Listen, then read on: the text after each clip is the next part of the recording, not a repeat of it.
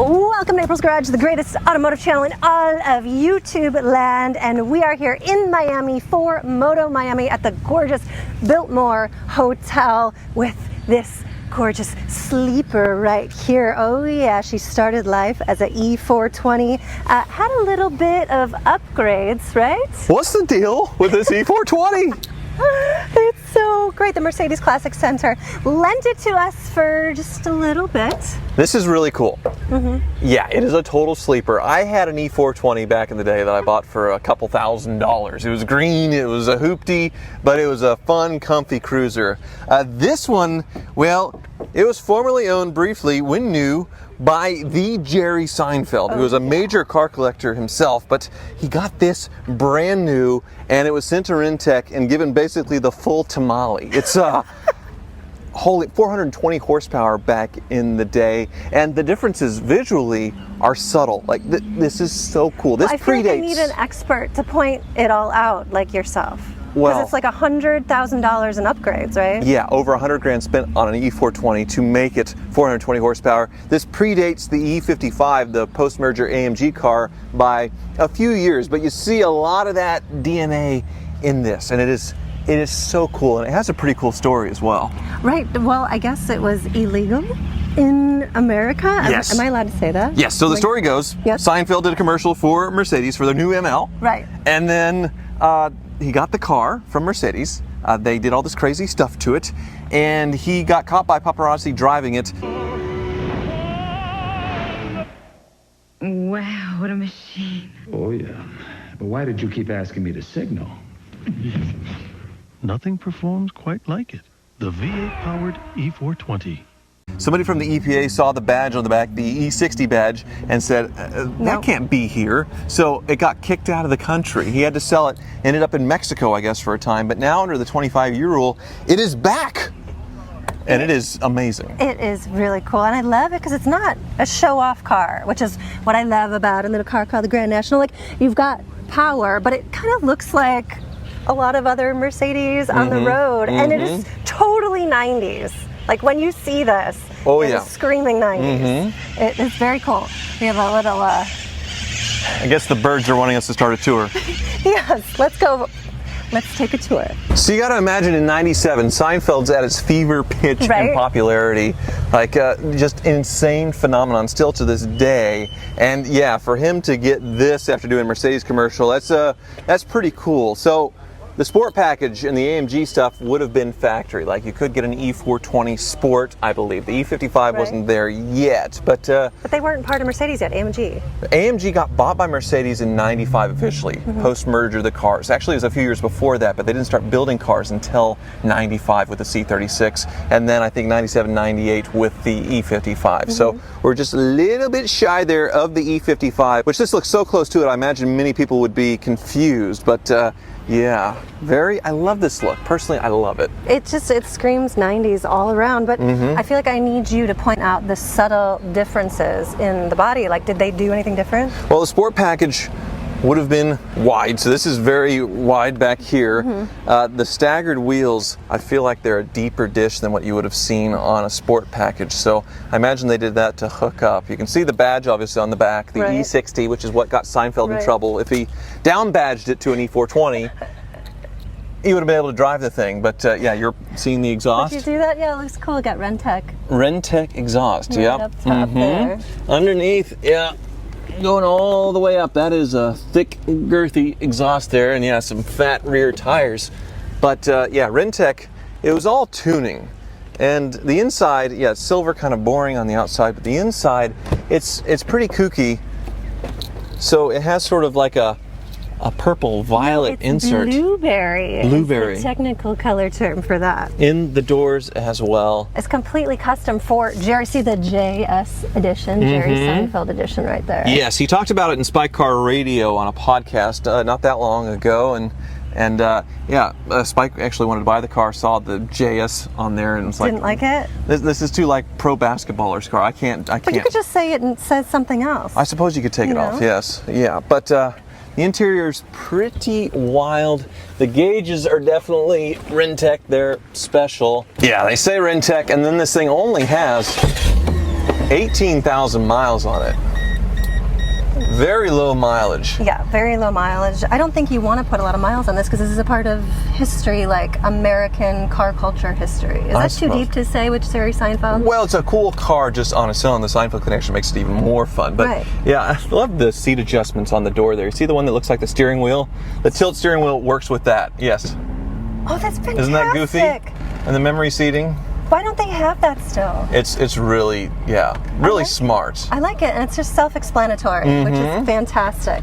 So it's what a bird's eye kind of maple finish darker. right there. Ooh. That's for the cell phone, which is right here. Oh my gosh. You imagine Seinfeld calling Larry David when he gets an idea for a script or something, you know, he'd probably use this phone. Are you going to smell it now? Because I feel like that's something you do. Does it smell like Jerry? Smells like old plastic. You remind me of Jerry a lot. Like, because you say kind of like weird off-color things once in a while. What do you mean? Just like very random. I thought it was more Jim Carrey because I watched Jim Carrey so much growing, all the mannerisms, facial expressions, everything else. Of course, love Seinfeld. Yeah. But I tend to be much more of a goof. Yeah. This is very cool. Alcantara. Suede. Suede up top. Very nice. And then this one does have the full orthopedic seats, which have these big bladders in there to adjust everything. No massagers. Big bladder. It doesn't sound sexy. Big air bladders, yes. No.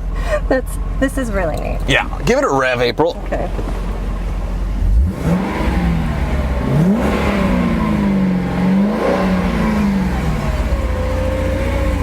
It really doesn't sound, I'm a little bit more burbly, but not all that different from a stock M119 V8s, like what I had in the E420 or E430 was the M113. But this one even has the weird parking sensors, which you can see all around.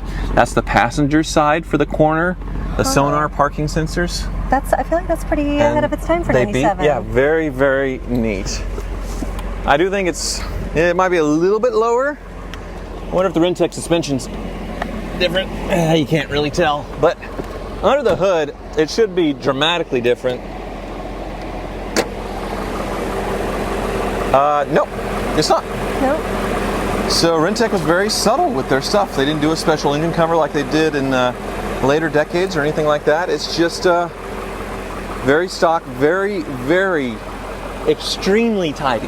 I have not seen a clean engine bay like this out of a 210 E-Class in, I don't know, 15 years? Yeah, well, it's been sitting at the Mercedes Museum. It has, but cleaning it up. At some point it was in Mexico for a very long time and not driven. Right. So this car... What is this supposed to be, like Morse code for something? Well, it's the codes for all the trim and things, so yeah, and it's a easy way to identify it, like a barcode. But yeah, everything looks very stock, and these things are so easily serviceable as well, and pretty much bulletproof engines. This and the M113, like as good as V8's got as far as build quality and being able to go 300,000 miles without ever having to open them up. They're just invincible. Right. So to see one preserved, usually they have 250,000 miles on it. They had some issues with paint bonding in this area to where sometimes you have to watch out for rust if it was in a northern area. But other than that, yeah, these things are just tanks, absolute tanks. Beautiful. Do you think Jerry Seinfeld, like his character, was it actually him in Seinfeld? Yes, very close to him, I feel like, yep. Mm-hmm. What would Jerry Seinfeld in Seinfeld drive? A Porsche. A Porsche? Yeah, he was in the Porsches. Right. Yeah. But what about like Kramer? What do you think he would he'd get like some ridiculous crazy Rolls Royce or something. You think so? If he got if they won the lottery, each one of them, he'd get something absolutely ostentatious and stupid. He would get a Superbird. Like an obnoxious Hemi Superbird. It'd be a barn find. I suppose. But like the engine wouldn't even be in there.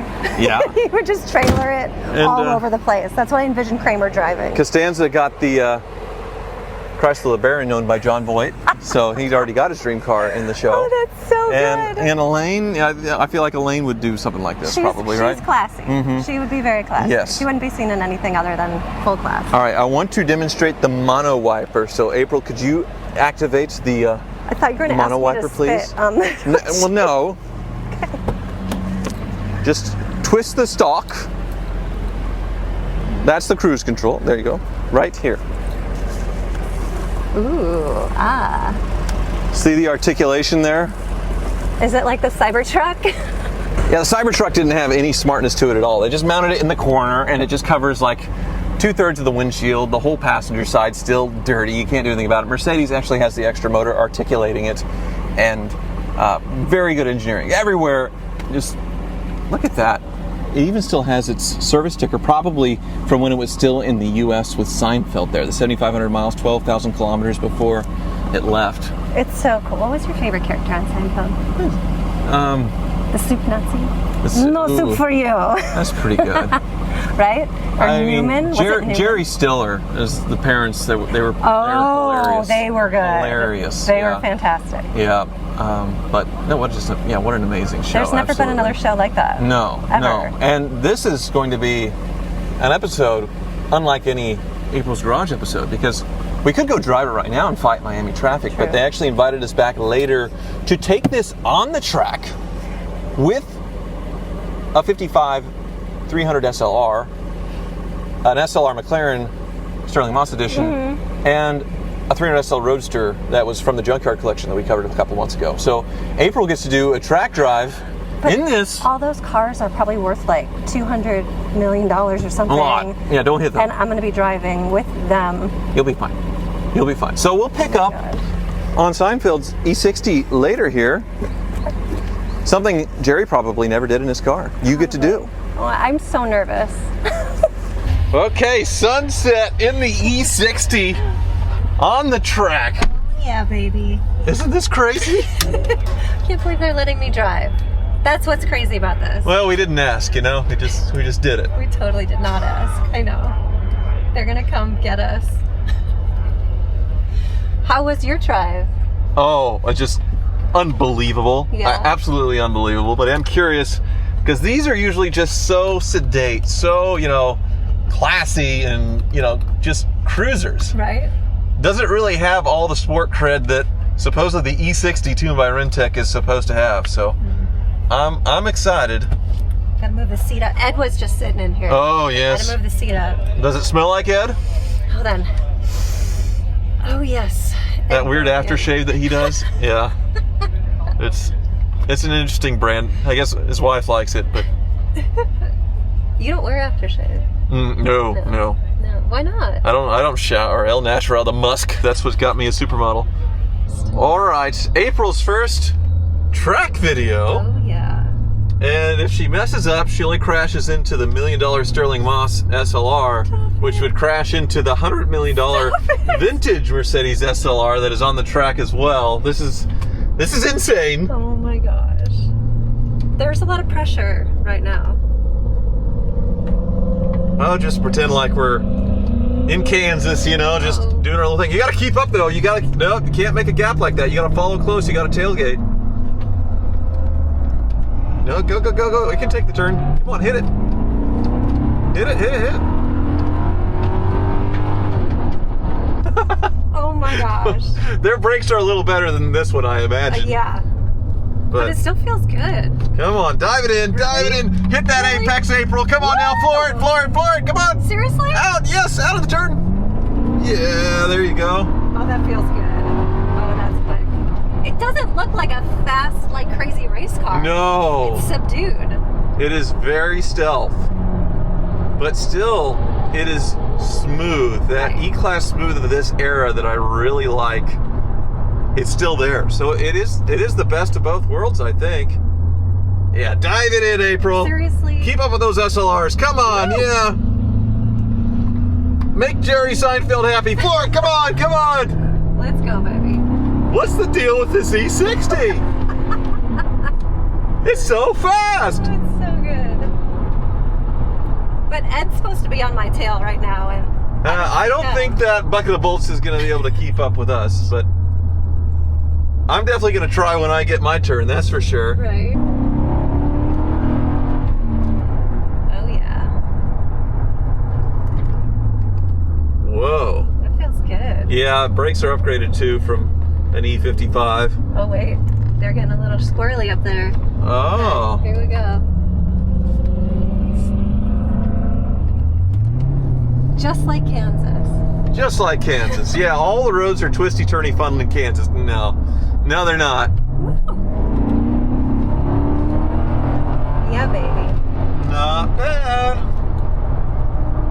hitting 60. Yeah, we're not doing anything too crazy. Obviously, they don't want to risk the basically unobtainium, unreplaceable $100+ million car.